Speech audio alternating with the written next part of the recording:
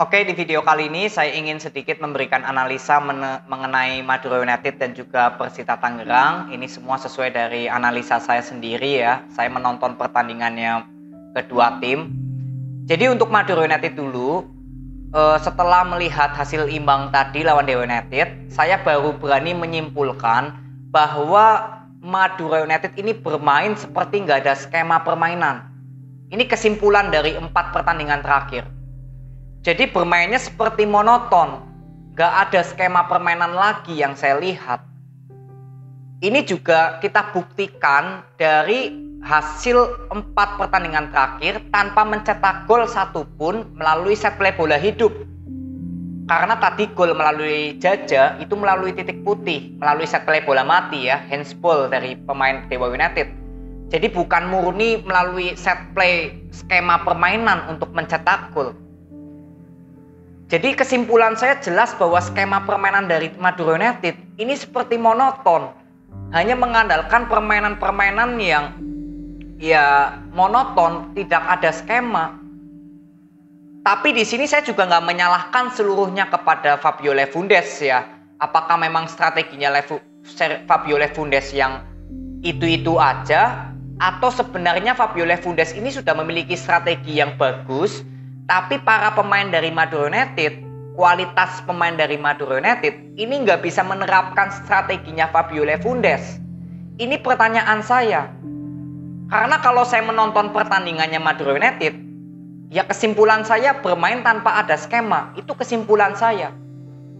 Tapi dari nggak ada skemanya ini, kita bedah lagi, apakah memang Fabio Lefundes yang nggak memiliki strategi lain, atau memang kualitas pemain dari Madura United yang memang sudah ada beberapa pemain yang gak layak untuk bermain dengan Madura United, yang justru membuat strateginya Fabio Lefundes ini gak berjalan. Jadi ada 2 opsi menurut saya yang pengen saya tahu secepatnya. Sebenarnya penyakitnya Madura United ini apa? Kenapa di 4 pertandingan terakhir justru mengalami penurunan yang sangat signifikan? Dari jumlah mencetak golnya aja sangat minim sekali ya. 4 pertandingan hanya 1 gol. Itu melalui titik putih tadi lawan Dewa United. Lalu selalu kemasukan. Jadi jelas bahwa skema permainan dari Madura United ini nggak hidup. Nggak ada lah. Benar-benar monoton kalau saya nonton pertandingannya Madura United di 4 pertandingan terakhir. Jadi pertanyaan untuk saya ke depan untuk Madura United, apakah memang ada beberapa pemain yang gak bisa melakukan atau menjalankan strateginya Fabio Lefundes, atau memang Fabio Lefundes yang gak memiliki strategi yang lain, yang gak memiliki gaya permainan yang lain untuk Madura United. Ini yang saya pengen lihat, karena berapa kali ketika Madura United membangun serangan, ini gampang sekali ditebak sebenarnya. Ya mungkin lawannya Dewa United. Kemarin contoh lawan Persebaya Surabaya, kalian bisa lihat bagaimana Madura United bermain sangat monoton dan itu pun gampang sekali diantisipasi oleh Persebaya karena secara skema permainan Persebaya Surabaya ini sudah matang. Jadi bermain dengan Madura United yang saya bilang sangat monoton permainannya, ya tentunya sangat mudah diantisipasi oleh pertahanan Persebaya. Ini review sedikit ya, saat kemarin kalah lawan Persebaya 2-0. Jadi yang saya lihat intinya skema permainan dari Madura United ini harus cepat-cepat cepat-cepat dibentuk. Karena Madura United ini sekarang berada di peringkat keempat, yang artinya harusnya sudah masalah skema permainan sudah nggak perlu kita bahas karena sudah berada di segmen papan atas. Tapi justru harus saya bahas lagi karena memang skemanya ini sangat monoton. Ya, tapi kesimpulan saya sih tetap bahwa memang ada beberapa pemain yang menurut saya sudah nggak layak untuk berseragam Madura United. Ini memang ada. Ya, saya nggak perlu sebutkan. Mungkin nanti suatu saat akan saya bahas kalau ada waktu yang pas ya untuk saya bahas. Tapi intinya memang sudah ada beberapa pemain yang saya catat di kertas.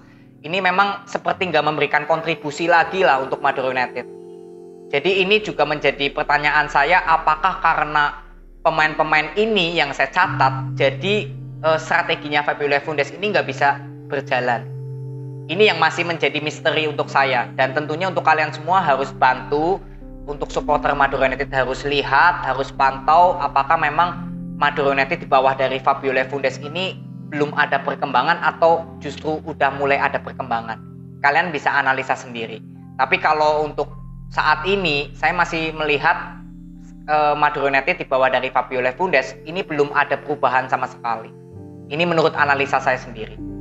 Ya, jadi untuk Madura United besok akan bertemu dengan Persis Solo. Ini Persis Solo juga performnya lagi inkonsisten ya. Tadi kalah 1-3 dari Bayangkara. Jadi semoga untuk Madura United bermain di kandang juga bisa memberikan poin penuh ya. Semoga bisa. Jadi ada momen di mana Madura United ini ada titik baliknya menjadi tren positif lagi. Ini yang kita tunggu ya. Sama-sama kita tunggu Madura United agar bisa menemukan titik balik untuk naik. Mentalnya naik lagi. Ya, besok semoga menghadapi Persis Solo bisa memberikan permainan terbaiknya. Ya, jadi ini review untuk Madura United. Kita akan sama-sama lihat besok.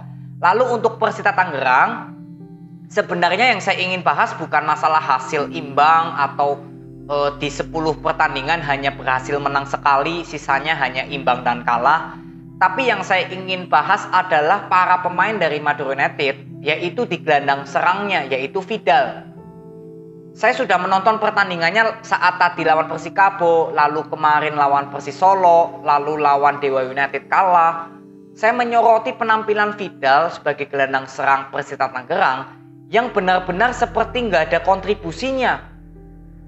Jelas tadi terlihat lawan Persikabo bagaimana pemain tengah dari Persita Tangerang ketika ingin membangun serangan ini posisinya Vidal ini nggak ada di tempat yang harusnya ada di situ, tapi justru sudah maju ke depan dengan Vergonzi.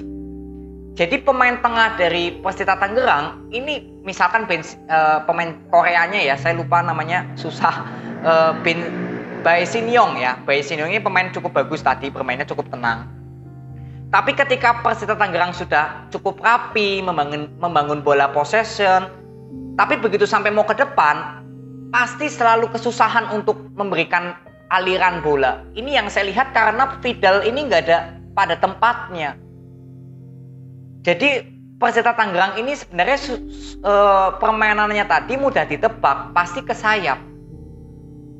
Padahal di sini Vergonzi yang menurut saya pemain nomor 9 yang cukup bagus, ini justru seperti disia-siakan.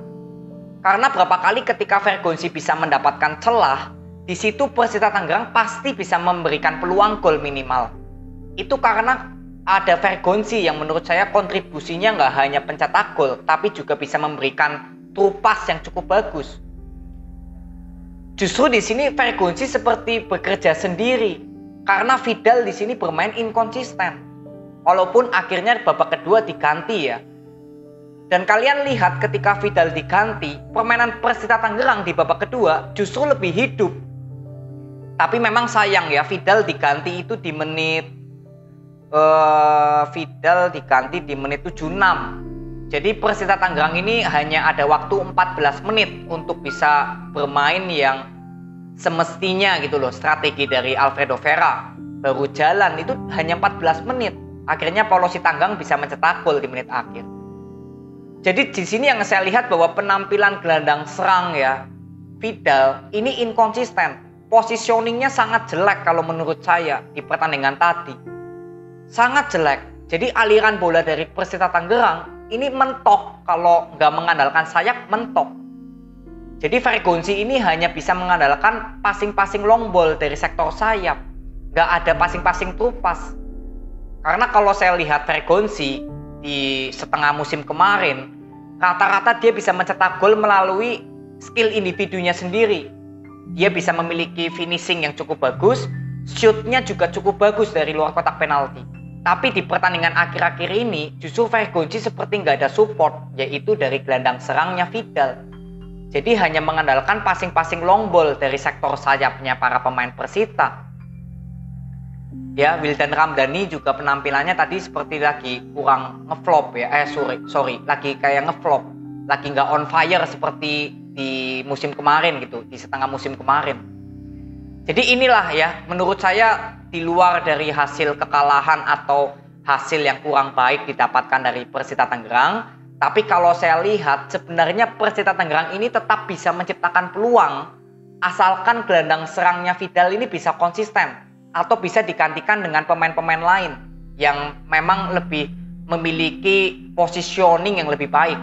Gak perlu harus bisa mencetak gol, tapi yang penting memiliki positioning yang bagus sebagai gelandang serang. Karena di sini saya jujur dari melihat permainannya Vidal tadi menjadi unek-unek terus melihat Vidal bermain. Seperti nggak memberikan kontribusi untuk mengalirkan bola, memberikan peluang gol untuk Persita. Jadi tadi saya nonton sedikit bosan ketika Vidal ini harusnya bisa menjadi jembatan gitu ya antara pemain tengah dengan pemain depan atau pemain sayap. Justru nggak ada di tempatnya ini Vidal. Jadi ini menurut analisa saya sendiri ya, menurut pandangan saya ke Vidal di pertandingan tadi lawan Persikabo. Apakah kalian sama dengan gambaran saya? Ya silakan berikan komentar atau evaluasi sendiri. Ya, jadi ini aja video yang saya bisa berikan untuk Madura United dan juga Persita Tangerang. Semoga di match kedepannya bisa memperoleh hasil yang positif. Setelah ini Persita Tangerang akan bertemu dengan Persija Jakarta ya. Wah, ini cukup seru nih lawan Persija Jakarta. Jadi kita akan lihat besok ya bagaimana penampilan dari para pemain Persita Tangerang karena ini bermain di kandang sendiri. Apakah bisa memberikan perlawanan untuk Persija Jakarta? Besok kita akan review ya. Kalau seru saya akan review. Jadi ini aja, terima kasih yang sudah nonton sampai akhir. Respect banget buat kalian. Nanti kita ketemu di video berikutnya. See you.